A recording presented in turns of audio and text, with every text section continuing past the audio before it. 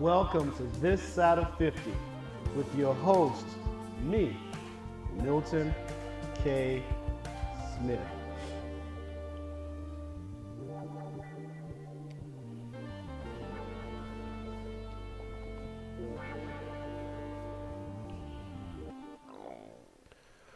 Well, thank you all for joining once again. It's a new week, and this is This Side of 50 with Milton, which is me. I thank you all for joining. I want to take this opportunity to thank all of you who have subscribed to the podcast so far. Thank you so much. If you do me a favor, though, share that with some of your friends. Let them know that you like the podcast. I see you subscribing. Also, you can drop me a line.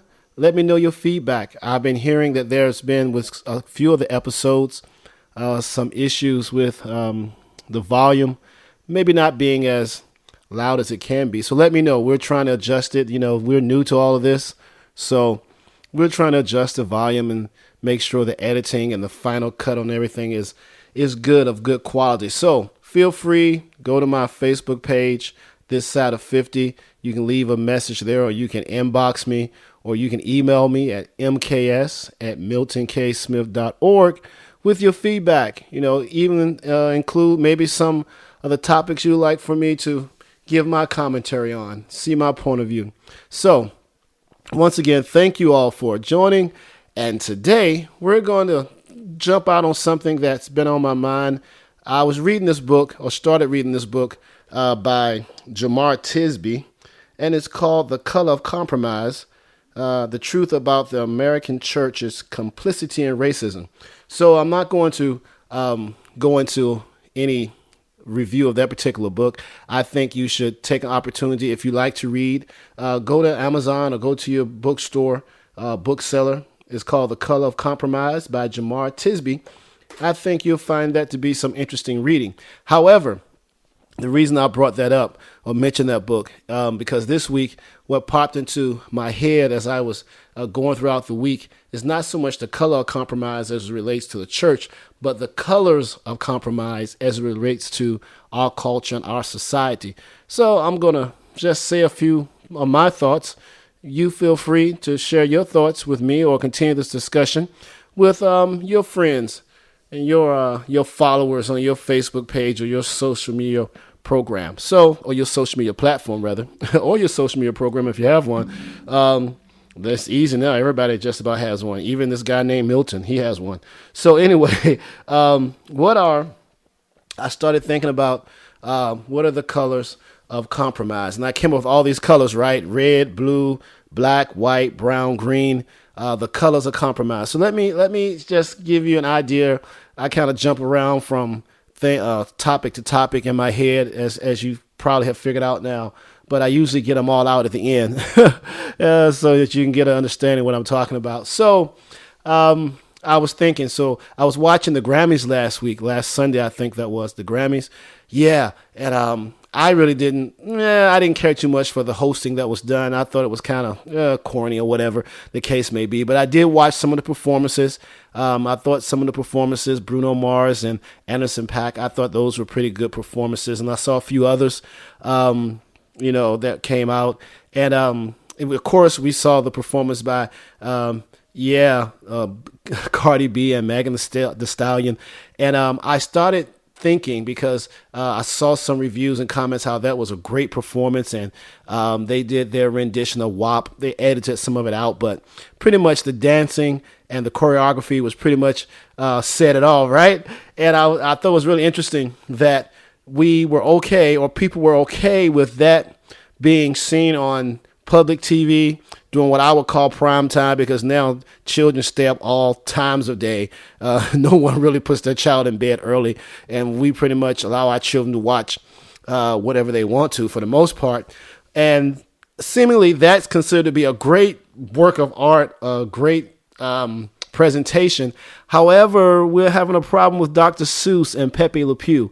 And I was like, wow, that seems so oxymoronic to me, that a little skunk who was at the minimum was overly aggressive toward female cats and things like that we as kids, I don't think that suggested to any of us to be womanizer or anything. I think we just saw it as good-hearted fun, and thought it was humorous and never had any thought to it. That's being quote unquote canceled. Dr. Seuss and his books, a lot of the books that were written are being canceled, but we can applaud the performance that we saw at the Grammys. I'm not saying that the performance was good or bad. I'm just saying how is one a great work of art, and the other two possibly are so derogatory and they're so suggestive as to how people may treat others. I think that's very interesting. And what came up with me is the colors of compromise. What is the color of that compromise? I'm going to say that perhaps the color of that compromise is green. Maybe because the performance we saw on the Grammys is making a lot of money, and Pepe Le Pew and Dr. Seuss may not be making that kind of money. Could that be what it is? Or perhaps we are okay with the suggestive nature of sex and all the things that go with that, because at the end of the day, we all have to agree that, especially when it comes to media, radio, television, sex sells. It sells. It's sex sales. Yeah, I think I said it right. Sex sales. Yeah. And so could it be that the money that's involved, we're okay with compromising our, I don't know, our respect, our values with that. But however, since Pepe Le Pew probably doesn't make as much money as the latest rap album out there, that we have a problem with that. So what are the colors of compromise? Is that color of compromise really green? Do we compromise, or do you feel that a lot of what you're seeing on social media, on TV, hearing on the radio is being allowed simply because it makes money? Wow. Have we compromised our values? Do you compromise your values? Is the radio and entertainment industry, music industry, film industry, are they compromising our values or dishonoring our values as a people for the color of green? I wonder, the color of green, is that a color of compromise? I'm going to say yes, it is a color of compromise. That when it comes to money, people will sometimes disregard their values, sometimes accept some things that shouldn't be quite accepted simply because of the money that it's going to make. I've found out, or I'm beginning to learn, that not only does art imitate life, art actually dictates life. I think music has become very subjective in that what we hear and what we see has a great influence on how we behave. I think, you tell me what you think, or you ask yourself, I believe that what we're seeing now, as far as what's on TV for the most part, what we're hearing on the radio for the most part, is strategically designed to subliminally cause us to act in a certain way, especially if you feed yourself that type of music, that type of art form over and over again on a repetitive basis, when now it becomes a subconscious routine for you, or subconscious thought for you. And you begin to act and behave according to the art forms that are being presented to you or presented to us on a daily basis. And not just in secular music, I think also in Christian music, that there's a set standard, be it good or bad, that is more so based on the money that it makes than the positive impact that it may make. That's a thought, right? Because especially in church, we're quick to label everything as God and spreading the gospel, when really sometimes it's not about God or spreading the gospel as far as the main point. The main point is how much money will it make, and does it have that sound or that flavor that's going to be lucrative to the music industry. So the color of compromise. I think one of the colors of compromise is green. I think it's green. I really do. I think it's green.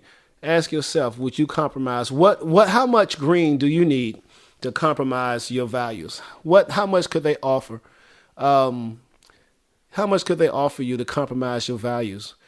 It's very interesting. As I listen to documentaries on YouTube, documentaries on different stations, public radio, and platforms like that, of what goes on in certain industries, certain platforms, certain outtakes, that it's possible that what people are doing and the reason we see such lewdness in certain areas is simply not because a person believes that it's right, because they believe, hey, I'm making $1 for it and I'm not concerned about how it looks. I'm just making money.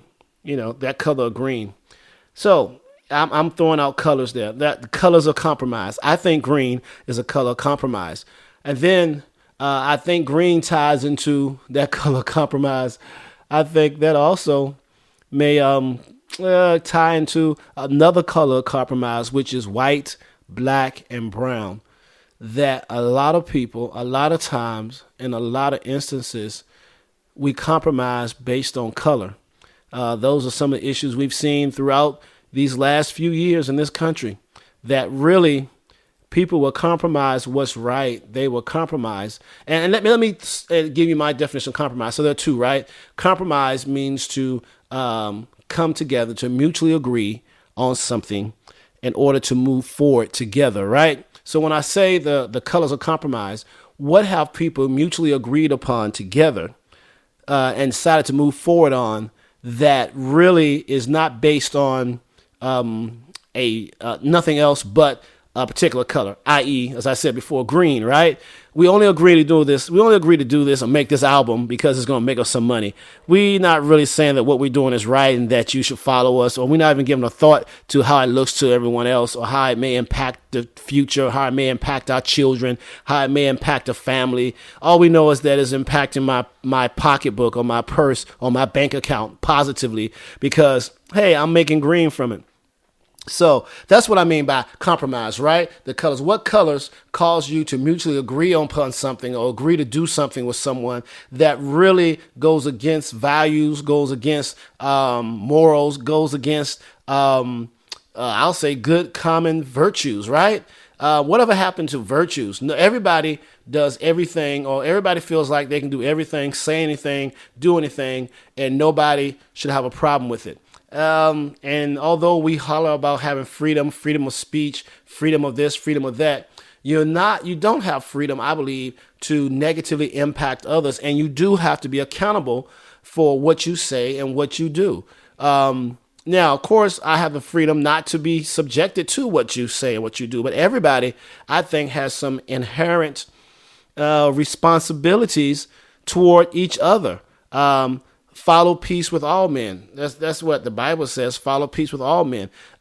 Everyone has a right to live a stress-free or a happy life. Life, liberty, and the pursuit of happiness, right?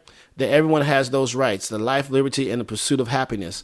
And we have to be cognizant of that. So when it comes to those other three colors that I mentioned of compromise, white, brown, and black, I believe that a lot of times we compromise because of colors, that we know certain things are not right, how a certain group treats another certain group or another ethnicity. But because we belong to this ethnicity, we kind of compromise and we say it's okay, it's all right, I'm not going to do anything about it because I support my people no matter what. Well, I think you should support right no matter what. I think you should support doing the right thing no matter what, not just because the person looks like you or shares the same ethnic color as you do, right? I often think, we see the signs, Blue Lives Matter, and then that's in opposition most times to seeing Black Lives Matter, and then we'll see signs that say All Lives Matter. And I think if all that's true, then the people that have Blue Lives Matter should have no problem with a sign that says Black Lives Matter or with a sign that says All Lives Matter, right? Because when we make those statements, we're not really trying to be inclusive. We're trying to counteract what someone else is saying, right?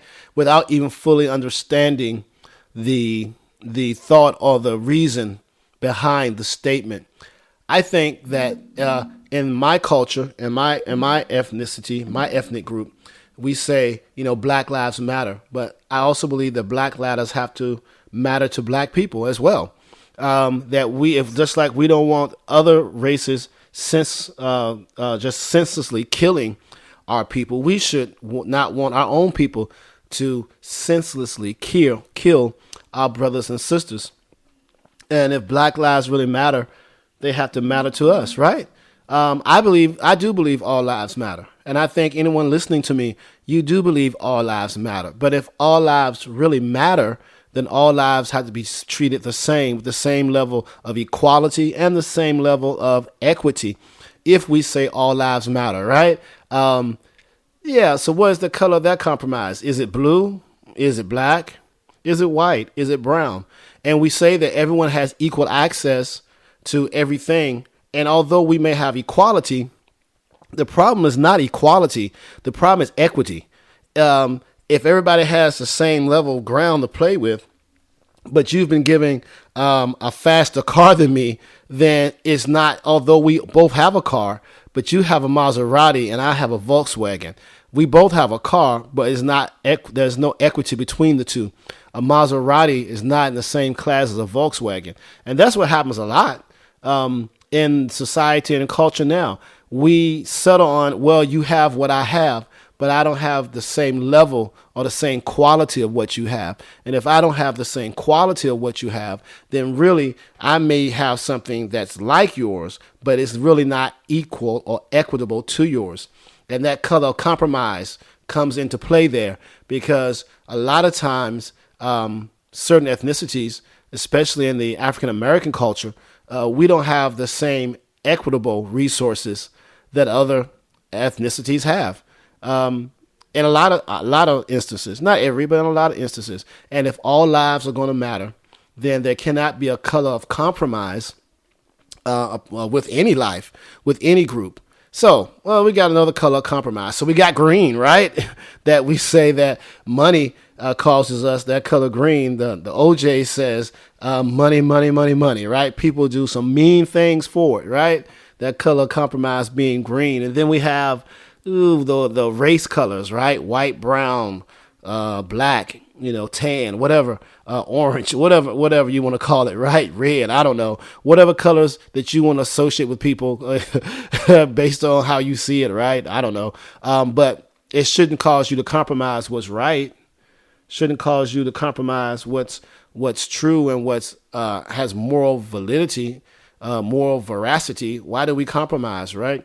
And back to the book that I mentioned earlier by Jemar Tisby, The Color of Compromise. It deals with the color of compromise when it comes to being a Christian and Christian ethics in the church amongst Christian congregations that should be of the same mindset, of the same hopes and the same dreams. And we find out that there's a lot of compromising going on amongst churches based on money and race. Wow, money and race. Who would imagine that the church, which was supposed to be the house of God, built on the fundamentals of Christ and Christ's teachings, would be one of the biggest, I can't think of the word. Give me a word, somebody. Throw it out there so I can hear it. Perpetrators. Thank you. Whoever said that. Thank you. One of the biggest perpetrators of compromise in some instances when it comes to the color green and the color black and the color white and the color brown or the color tan, that the Christian organization, a house of God, would be guilty of color compromising. Isn't that something? Then I thought of another one. Here's two more. Red and blue. You know that what that is. That's our political system. We have the red and the blue, right? The red being conservative, the right wing, and the left being liberal. The blue, the Democrats, right? Liberal. They're so far left, the left group, and the red being the right group. Compromise, and people will actually compromise what's right and what's true based on a political color. That's baffling to me. And I don't understand how we've gotten to this point in this culture where we allow colors to divide us. We allow colors to dictate how we act, how we behave. We allow colors to become the determining factor in the things that we do. Maybe some of you that are listening to this podcast, what colors cause you to compromise? Do you make decisions based on the colors that are out there that society has, or that certain institutions have found that if we can have people become loyal to a particular color, that we can dictate how they think, how they vote, how they react to other people, not based on truth a lot of times, just based on I'm loyal to this color, and all I can see is that this color is right. Even when it's obvious that this color is wrong, I have determined in my mind that this color is right, and I find all the ways that I can to justify the rightness of this color. How do we do that? How do we move from that point? I guess. How do we start to not see colors anymore and not compromise based on colors? How do we do that? There has to be a solution. There has to be a plan or a strategy. Whereas, as Martin Luther King said, that we judge people and judge things by its character and not by the color of the skin of it, right? By the character and the content that that thing or that person or that institution that it has, and not by the color that it represents or the color that that it uses as its banner. So I've really been struggling with the colors of compromise, starting with the Grammys, because I saw that. And let me say this: I have no positive or negative opinion about the performances that I saw. I just have questions as how we can allow and support one and then want to cancel another, right? I think we're making too big of a deal about certain things, that people are thinking too deep, thinking too hard. Maybe they have nothing else left to do. Maybe this is their niche, their niche in life, that they want to make a name for themselves or feel like they've done something to change the world. And I don't know if it's really helping or hurting the world. We cannot get to a point where we find an offense in everything that happens, that if it's not said exactly how we think it should be said, then we have a problem with it. Now, I know there are some things that are obvious, and I think as we all are growing and learning, it comes to bear that, we must enlighten others. We must enlighten our own selves and learn what things are offensive inherently to others, and then not try to intentionally offend others when we find legitimate offense, right? Legitimate offense. But also, we cannot nitpick and be waiting and subject every word, every thought, every piece of art, every work, performing arts, every piece of literature, looking for, this is what they intended to say. This is what they were trying to say. I think a lot of times it's not the perhaps it wasn't the cartoon. Maybe it was your own thoughts that were troubling you, that all you can see is negativity and everything. Maybe it's not what the writer or the creator intended. Maybe it's how you view it. And maybe we need to change the window that we're looking through and stop. And maybe that window is kind of dirty, or it's been glazed over or glossed over with an offense. And now, no matter what it is, we find offense in it. We find a problem with it. We find a reason to say that it had some negative meaning that no one saw but you. And now you've highlighted it and magnified it. And now you've created this system of, well, I can see that, and you're probably right.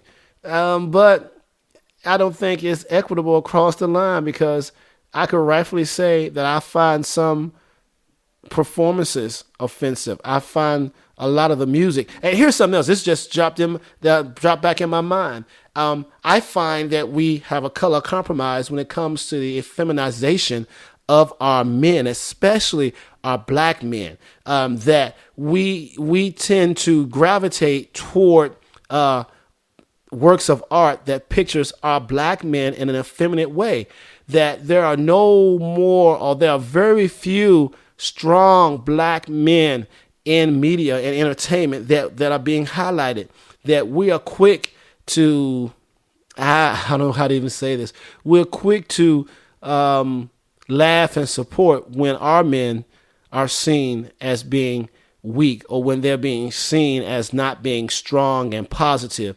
We only see now the majority of our men are rough looking, like they're on the way to jail. They don't have any good morals, good values, and a lot of things. Not everything, but a lot of performances and a lot of TV shows and movies. We struggle to find strong black men. Y'all remember James Evans from Good Times? Strong black man, right? Right? You know, George Jefferson, although he dealt with some things, strong black man. I was thinking the other day, you all remember All in the Family? That show would not have lasted past 2 episodes in today's culture, because Archie Bunker probably would have offended everybody within the first 15 minutes of the 30-minute show, right? Or the show back, Alice, Mel's Diner, all those shows, One Day at a Time, the Jeffersons, Good Times. In today's culture, I don't think those shows would have, if they would have been aired at all, would have made it past the first 1 or 2 episodes. We're not even going to talk about shows like Chico and the Man and Sanford and Son. Those shows, at the end of the day, probably had more offensive language than Pepe Le Pew could ever have.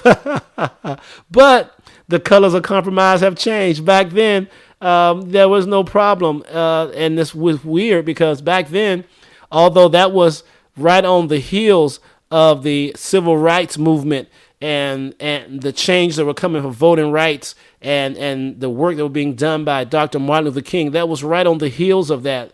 And we had more freedom to express without people becoming offended than what we do now, and who we are some 40, 50 years, 60 years later, 70 years later, right? And now it's like, wow, things have, I don't know if we've even gone forward or if we're headed backwards. Whereas you have to think 15 minutes before you say anything, because you don't want to offend anybody, and nobody can take anything. Everything is directed toward them. But when something really is offensive, when something really is lewd, and something really is negative or detrimental to our future and to our people, we seem to applaud that, and we actually accept that. A lot of what we see in the music industry, once again, is detrimental to our future. Interesting. And I know you'll say, hey, a lot of what we see in church is detrimental. I'm not disagreeing with you, but I think there's this compromise that's going on, that we allow certain things and we don't allow other things. We want to cancel, pick and choose what we want to cancel, and then allow what we want to allow based on how we like it. I think we've gotten to the point that people just want to do and say what they want to say, but you're not supposed to say anything back. And while I'm talking about it, yes, it's be a little bit, I'm going over my little 26 minutes that I try to keep in my mind. I believe that with the issue with a certain music entertainer or whatever, and what happened between him and his son, that you can, or that you shouldn't, as much as possible, curse at your children or use profanity towards your children, no matter how old they are. You shouldn't use profanity toward people in general. But I also believe that a lot of times that we get involved in things that have nothing to do with us and really don't have anything to do with how you raise your children. You don't have to agree with how I talk to people in my family, but also you don't have to have an opinion just because you've been presented the information. So I've learned to mind, sometimes, I saw this on a shirt, I learned to mind the business that pays me and not work overtime on somebody else's business. That was my thought about that. You probably thought I was going to say something really deep, didn't you? No, I'm not, didn't. I'm over it. You should be over it too, right? What is your colors of compromise? That's the question.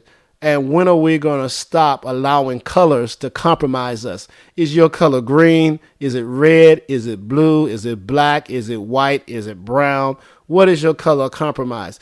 once again, I just wanted to have you think about something and to get this off of my mind and maybe talk a little bit longer than 26 minutes this time on this podcast. This is This Side of 50. I'm Milton K. Smith. Hey, there's another episode next week. Give me your feedback. You get the information on the outro. I'll talk to you later. Bye. You have been listening to This Side of 50 with Milton K. Smith. Email me your comments, your questions, your thoughts, mks@miltonksmith.org. I look forward to hearing from you. I'll talk with you next time.